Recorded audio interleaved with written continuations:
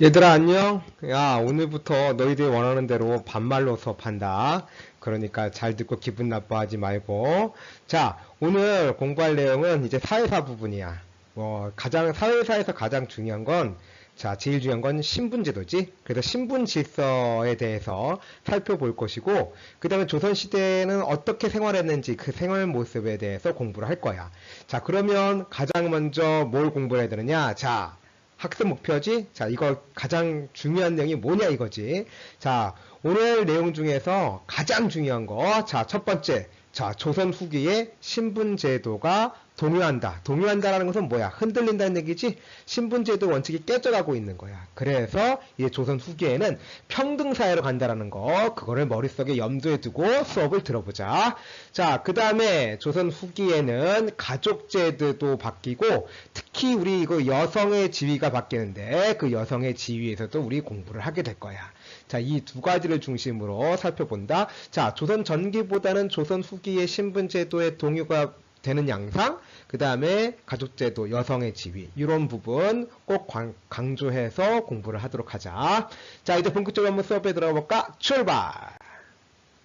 자, 조선 전기의 신분제도를 좀 볼게. 조선 전기는 법적으로 신분을 구분을 했는데 어떻게 구분했냐면 자유민인 양인과 그 다음에 예속민인 천민으로 구분됐어. 그래서 법적으로는 우리 뭐라고 하냐면 양천제라고 하는 거야. 뭐라고? 양천제라고. 그래서 양인은 자유민이니까 과거응시도 가능해. 천민은 주인이 있지 과거응시할 수도 없겠지. 그렇지. 이렇게 양인과 천민으로 구성됐다라는 얘기고, 그런데 양인이라고 해서 다 똑같은 게 아니야. 당연히 차별이 있었지. 근데 실제적으로는 이 양인이 양반, 중인, 상민, 노비로 구성돼 있었지.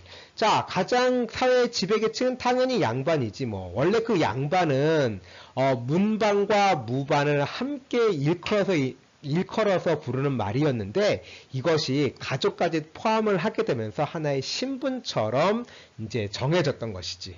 자, 그래서 이 양반들은 사회 모든 특권을 지니고 있었고, 대부분 이 양반들이 과거를 통해서 관료가 되지. 뿐만 아니라 가진 핑계로 군대도 안 가면서 많은 특권을 누리게 돼. 자, 그 다음에 양반 밑에는 중인이 있어. 보통 중인은 두 가지 뜻이 있는데, 넓은 의미로는 그 양반과 상민 사이에 가운데 있는 사람이다라는 얘기고, 좁은 의미로는 기술관을 말하는 거야. 자, 이 기술관 같은 경우에는 특히 직역을 세습을 하지. 즉 뭐야? 직업이 세습된 거야. 아버지가 의사면 그 아들도 의사가 되는 거고, 아버지가 통역관이면 그 아들도 보통 통역관이 되지. 그래서 그 직역이 세습됐고, 같은 신분들끼리 혼인을 하게 돼. 이들이 보통 양반과 결혼할 수는 없겠지. 그렇다고 쪽팔리게 상민과 결혼할 수도 없는 거니까. 자, 그래서 같은 신분끼리 혼인을 하게 되었고, 당연히 이들은 전문 기술과 행정을 담당하더라 이거지. 그러니까 기술관 중에 가장 대표적인 사람은 아까 얘기했지? 바로 의사들, 의관이라고 해. 혹은 역관, 통역관이라고도 하지. 각종 이제 그 장영실 같이 이렇게 기술에 능한 사람들도 이제 중인으로 인정을 받았어. 그런데 이 중인에는 기술관만 있었던 것이 아니야. 어떤 애들이 있었냐면 바로 서얼이라는 애들이 있었지. 자, 서얼은 꼭 잘 기억을 하자. 서얼 누군지 알지? 바로 아빠는 양반이고 엄마는 상민이나 노비야. 상민이면 서자라고 했고 노비면 얼자라고 했지. 그래서 서자와 얼자를 합쳐서 서얼 그랬다.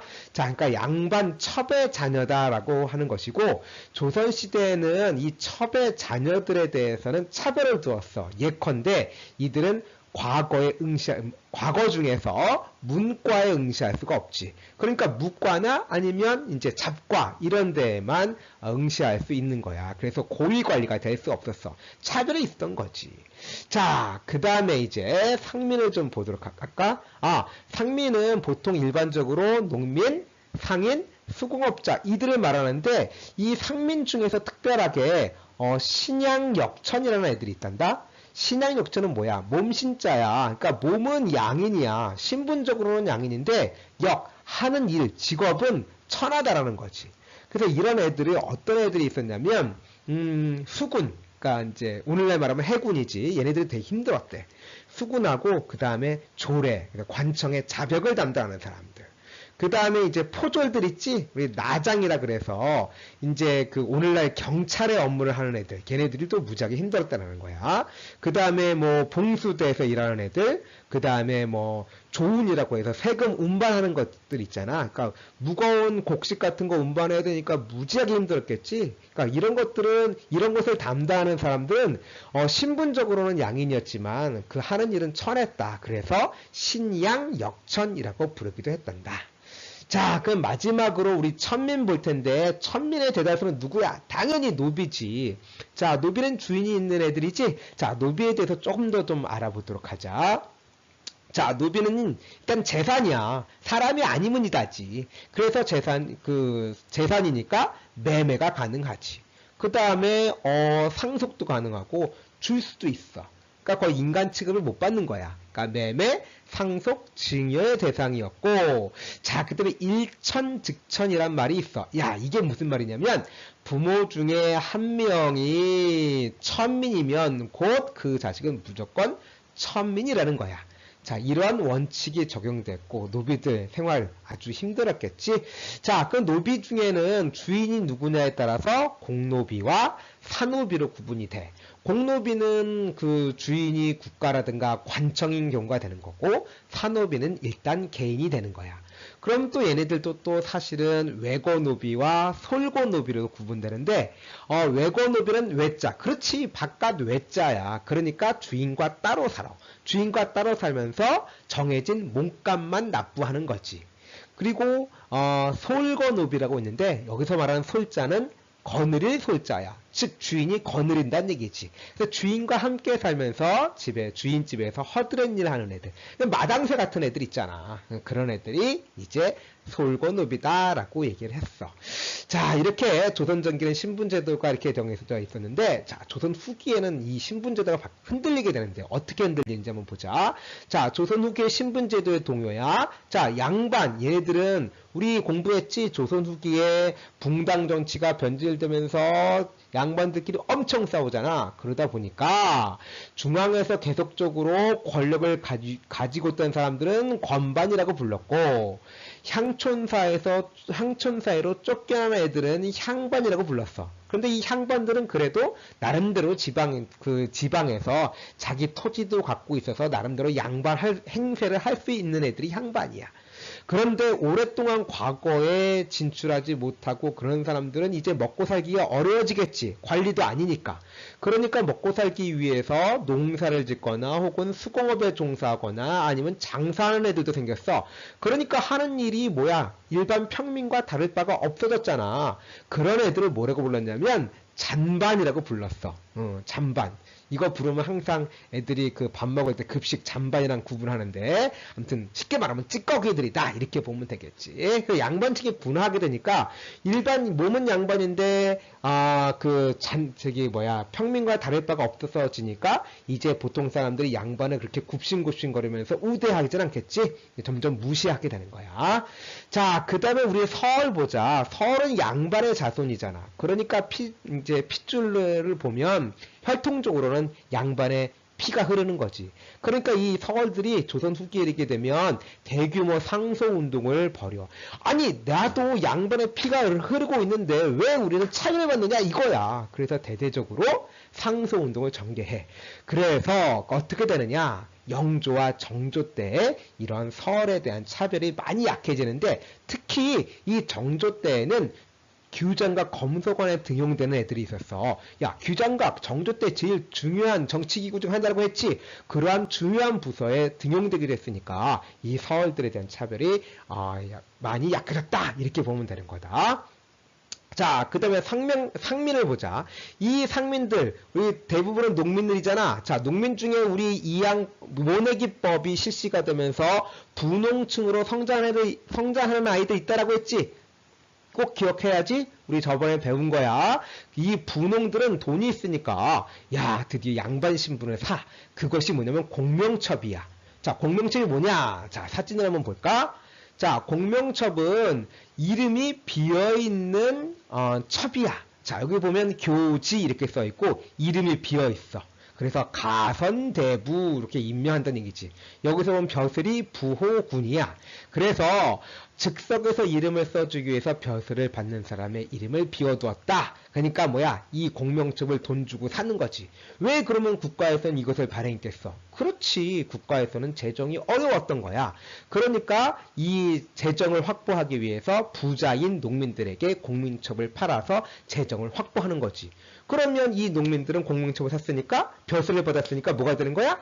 양반이 되는 거야. 그러니까 합법적으로 양반이 될 수 있는 거고, 그 다음에 또 불법적인 방법으로 양반이 되는 경우도 있었단다. 그게 뭐냐면 족보, 양반들이 가지고 있는 게 족보잖아. 이 족보를 사거나 혹은 위조해서 불법적으로 양반이 되는 경우도 있었어. 그러니까 점점 양반들이 늘어났겠지. 자, 그 다음에 마지막으로 노비를 보자. 이 노비들은 군공, 군대에서 공을 세우는 거야. 그 다음에 납속이라고 해서 역시 사는 거야. 그 신분을 사는 거야. 그 다음에 혹은 도망가는 아이들도 있었어.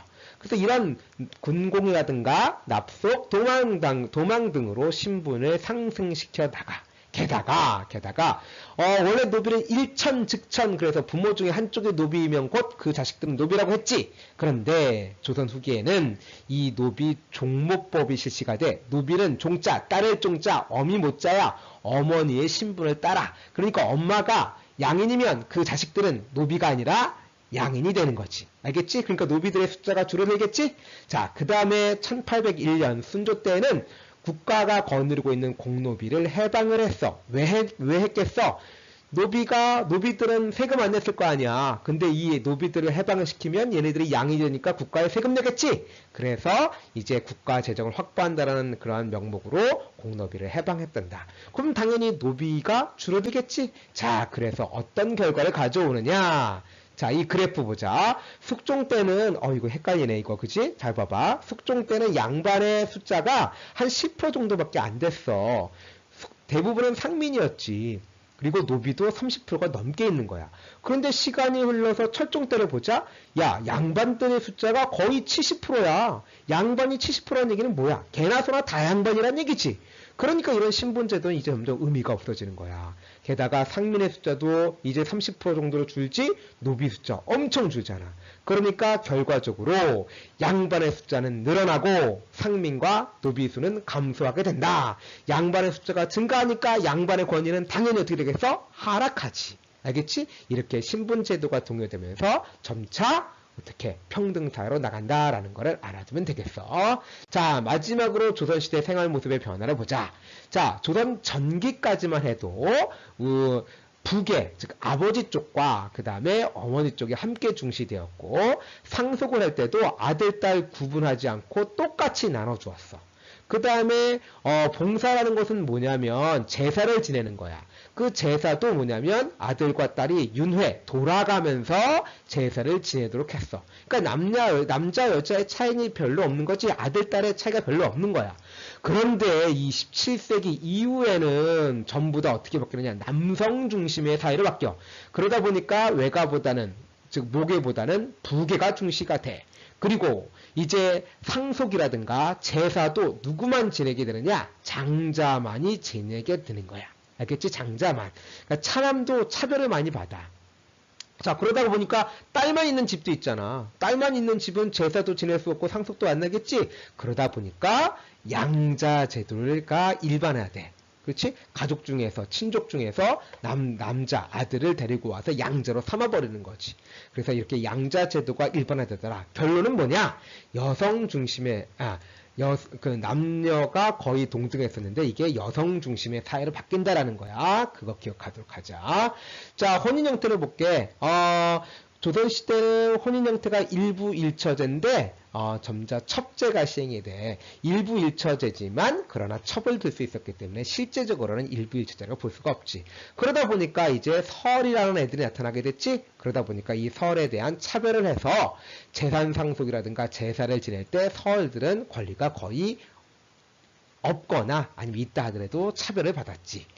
자, 그래도 조선 초기에는 보통 신랑이 신부집에서 상당 기간 거주했단다. 우리 장가간다 이런 표현이 있잖아. 그래서 초기에는 고려시대라든가 조선 전기까지만 해도 신랑이 신부집에서 상당 기간 거주했기도 했는데 이제 조선 후기에 가게 되면 이제 혼인 후에 여자가 바로 그냥 신랑 집으로 와서 생활을 하게 되는 거지. 그래서 우리 그런 말 했잖아. 출가 외인이라고. 그래서 완전히 신랑 집에 가가지고 거의 뭐 이제 자기 친정으로 오지도 못하고 이러한 일들이 벌어지게 되는 거야. 자, 그 다음에 여성에게 더 많은 속박과 굴레가 벌어져 여성의 이혼과 재혼이 금지된 거야. 조선시대, 고려시대까지는 이게 자유로웠거든. 그런데 조선시대에 이르게 되면 여성의 이혼과 재혼도 금지가 됐고 정절이 중시가 됐어. 무슨 얘기냐? 남편이 죽으면 여자는 다시 재혼하면 돼? 안 돼? 안 되는 거야. 죽을 때까지 혼자 살아야 돼. 이것이 정절이야. 일부 종사란 말 들어봤니? 여성은 평생 한 명의 지아비만 섬겨야 한다는 거야. 결국 이런 일들이 벌어지게 되면서 여성의 지위가 격화되는 결과를 가져왔단다.